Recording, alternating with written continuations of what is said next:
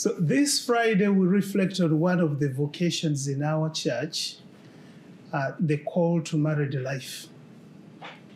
And as we heard, Jesus addresses the sensitive matter of divorce. In the scriptures, Moses had stated in Deuteronomy 24:1 that a man could actually divorce his wife if he found some indecency in her. If you found some indecency in her, you could be able to divorce her in Deuteronomy 24:1. And it is, of course, the man who had the call on the matter, and he simply wrote a bill of divorce as we had in the gospel today. So that's what was stated in the Old Testament. Well, 3 different interpretive schools emerged about what a woman's indecence looked like. What did you mean by woman's indecence? The very first school was of Rabbi Shammai, who argued that indecency strictly meant unfaithfulness in marriage, and the woman actually had to be as bad as Jezebel. That is part of the interpretation, that unfaithfulness and the woman had to be that bad, that as bad as Jezebel.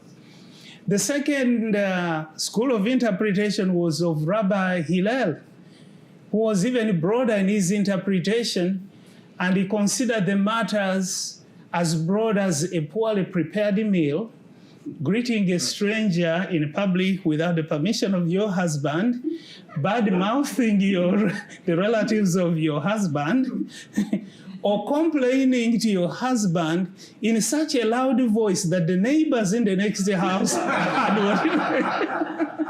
what are you talking about? And then there was also a third school of interpretation that was Rabbi Akiba, who took matters even higher.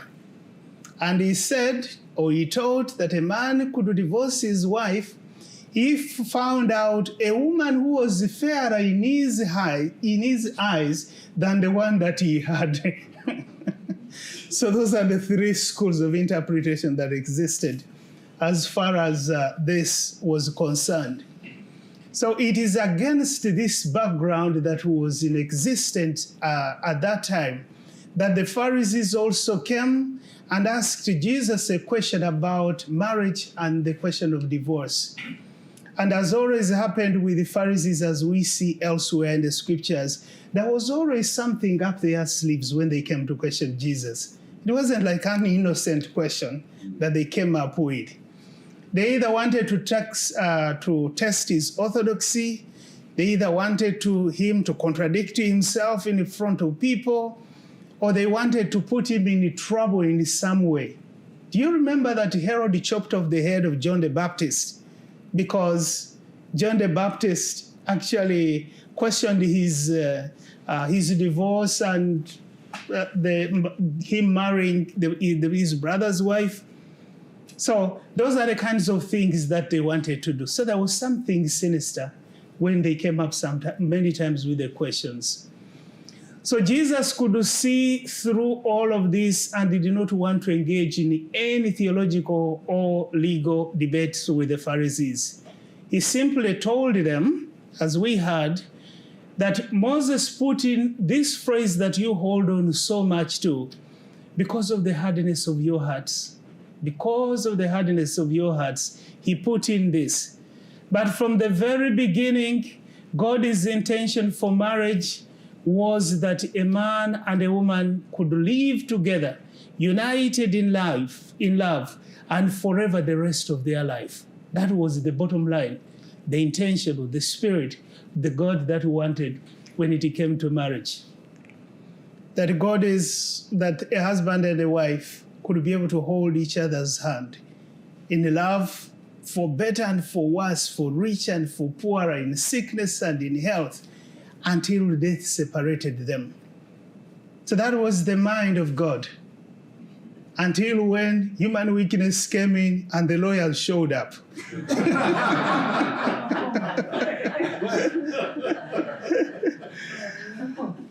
Well, we know a friend or a family member who has been affected by this difficult situation. including even in my own family. The pain and the confusion is just unimaginable when this kind of situation happens. Not only to the two adults who are involved in it, but even the children and even family members that are close to the people that are going through this situation. That is why it is very important to always keep in prayer those who are separated, those who are still in marriage, and even those who are thinking about marriage in their lives. The stakes are high, not only for the two of them, but a lot of people who are connected to them. So we have to keep them in prayer so that this works, this is healthy, this can be able to move on very well. This is something that I just want you to listen to me very carefully when I say this. Today, the Lord wants to remind us about something that is so important that sometimes we tend to forget. That is that all vocations, that marriage is a vocation just like any other vocations in the church. And just like any other vocation that we got in the church, whether it's about being a priest or a religious, it is not about our happiness. It is not about our happiness. It is about God who is calling you. And when we can be able to shift the gaze away from ourselves and focus our eyes on God, it completely reframes it for us. Totally reframes it for us. Because in our vocation, sometimes we're going to have happiness and other times we are not going to have it at all. But if we just look at it as, you know what, this is what God has invited me to do in life, then whatever is going on in our lives, we will be able to get the interpretation from God himself and not ourselves. So it is very, very, very important that we can be able to, happiness is just one of this. Sometimes it happens in a vocation and sometimes it doesn't. I can't count the number of times in my own vocation when I was assigned a ministry that I totally didn't like. I cannot count the number of times in my own vocation when I lived with either priests or brothers that I just didn't like. And I cannot count, not enough. I cannot count the number of times when I worked with people in some kind of context and I wasn't happy. But that doesn't mean that, you know what, I think it's time for me to quit the priesthood. This is the time. No. I knew that this is a vocation that God has put before me. I need to find the meaning and the purpose and understanding for it from himself, who has invited me to embrace this vocation. I knew it was for better and for worse. It is for richer and for poorer. It is in the sickness and in health. And it's going to be in sadness and also in happiness. It takes courage and a lot of grace from God for us to be resilient in our vocations. It takes a lot of courage and resilience for us to walk, to stay put in our vocation. Today, as we continue with our Mass, may we ask the Lord to increase his grace in our lives so that we can be able to live with fidelity and resilience in our different vocations.